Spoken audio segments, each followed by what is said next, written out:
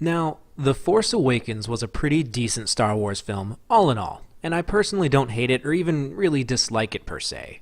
There are, of course, a few things in it, though, that horribly derail the rest of the story or absolutely dump on previously established themes or principles. So in this fix, I'll be staying pretty close to the original story of the film. I won't even change the opening crawl at all. The movie will open almost identically. The raid on the village, the blaster shot stopped midair, and BB-8 rolling away with the map.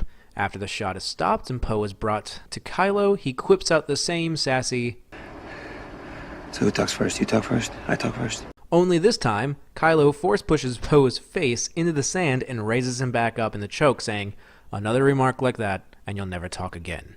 Now, the old man gave it to you. Where is it?" Poe chokes out, "I'll never tell you." Kylo releases him and orders the troopers to take Poe back on board the ship, where he will get his information one way or the other. He orders that the villagers be killed, and Finn can't make himself obey, just like the original film. Cut to Rey doing everything the exact same up until she trades in the parts for the rations, because this was honestly the best part in the whole original film, and the most character Rey's ever seen to have. First time she gets rations, she'll get the same small amount, but this time, Plutt, while casting a quick glance at a few shady scavengers, will whisper that certain people are starting to make a fuss about the size of Rey's shares for her work. "I get what I earn. It's not my fault they're so terrible at scavenging," Rey rebuttals, loudly, while intentionally looking at the same shady scavengers. Plutt begrudgingly throws in extra rations for the parts, and Rey goes back out to scavenge some more. BB-8 rolls up to her, beeping frantically, but Rey can't speak droid language that fluently and only understands a few words. "Danger? Map? Dead?" she repeats as BB-8 tries to urge her to follow him. She follows BB-8 back into the center of the trading hub, all the while thinking if she should trade him in or not for some more rations. Back to Poe and Finn. Everything is almost the same, but sneakier and less explosion-y, and Finn still bumbles into town wearing Poe's jacket after they crash. But this time, Rey is in the middle of trading BB-8 when BB-8 sees Finn and rolls off after him, making it so that she can't trade him in. Rey yells after the droid and tells Plutt she'll be right back. When BB-8 gets to Finn, he starts aggressively bumping into him and using a stun gun, all while beeping what Rey hears as thief. Before Rey can ask anything of Finn, the same shady scavengers from earlier try to jump Rey and steal BB-8. Finn gets caught up in the fight, and the four scavengers are eventually fended off. A quick exchange lets Rey think Finn is part of the Republic and can help her find her parents. She also says that if the droids recognize the jacket, he must be a Republic droid, and they might even give her a reward for it. But before she's able to finish, the First Order finds them, and almost the same chase sequence occurs, with one exception. They don't escape in the Millennium Falcon, but a small ship Rey has been building with scrap she didn't trade in over the years.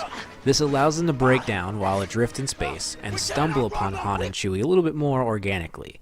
Han states that he has spent the last few years looking for Luke Skywalker, and is on his way to Takodana to follow up a lead. Upon landing, Rey overhears Han informing Leia that he made it and he picked up a girl and a droid who have a clue that could lead to Luke. Rey and Han have a few really nice moments on this planet, building up their relationship. Fast forward, Rey is captured by Kylo. Rey will still resist the torture, showing that she does have the Force and is strong in it, but she won't mind trick the guard into letting her escape. She doesn't know that trick, she doesn't know how that trick works, she's never heard of that trick. Kylo will still leave her to tell Snoke about her powers. Back at the Republic, not the Resistance, because the Republic is still in charge, Leia starts to plan a counterattack on the First Order. Finn tells her that Starkiller Base would be almost impossible to destroy due to its sheer size, but they could overtake it, or at least disable it for an extended period of time. It's one of the main bases of operation for the First Order, and would deal a massive blow. They assemble a task force to infiltrate the planet, while a massive Republic fleet, led by Admiral Akbar, gathers to distract or destroy the majority of the First Order defenses around the base. It's not just Han, Chewie, and Finn that lead off on the Falcon, but an additional half-dozen Republic soldiers, and this guy, to stay in the ship while the mission takes place, because you don't leave a getaway vehicle unattended with no getaway driver. Fast forward until they arrive on Starkiller Base, and Finn says he doesn't want to kill any of the First Order if they don't have to. Most of them were children taken away from their parents, brainwashed and beaten until they followed orders.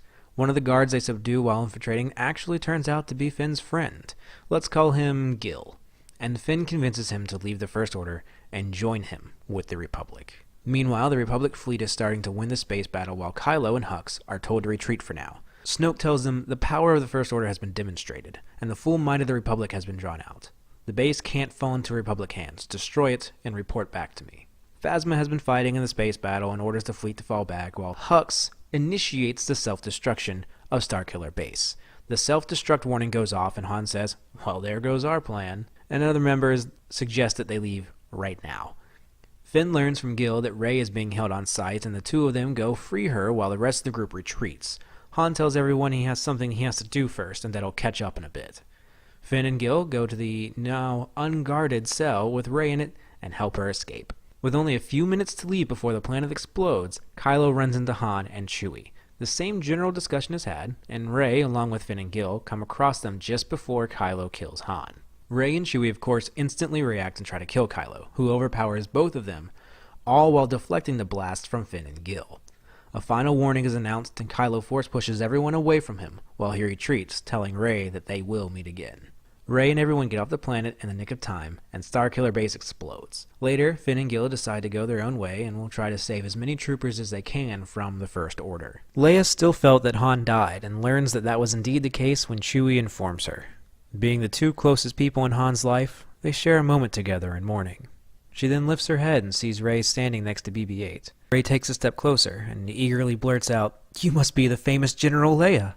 Leia gives a subtle nod and replies, "And you must be the girl Han told me about, the one that can help me find my brother." Rey finishes her introductions and decodes the map pieces in BB-8, showing Luke's location. Leia informs Rey that she has recorded the message in R2, and then asks Chewie, R2, and Rey to deliver it. They fly off and arrive on the distant planet where Luke is supposed to be.